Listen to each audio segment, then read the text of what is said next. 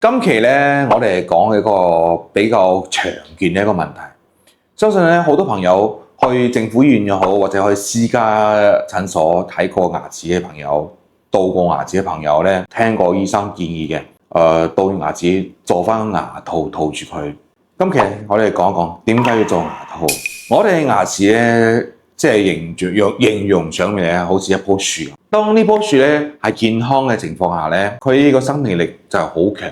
個樹都好堅硬，但係咧呢棵樹咧，佢病過之後住過之後咧，呢棵樹就好容易枯死。我哋牙齒都係一樣嘅，我哋牙齒每一個牙齒入邊咧都有牙神經。當牙齒冇拼冇痛嘅時候，佢呢個牙齒就好堅硬。一旦牙齒發炎過後，又墮咗神經之後咧，呢個牙齒就枯萎咗啦。因為牙神經咧係供營養俾呢個牙齒嘅，所以咧杜完牙齒之後咧，呢個牙齒會變得好脆。咬嘢嘅時咧，特別係咬啲硬嘢嘅時候咧，呢個牙齒就好容易裂開嚟。所以咧要聽醫生建議咧，杜完牙齒之後做翻牙套包住佢，相當於同呢個牙齒着一層盔甲。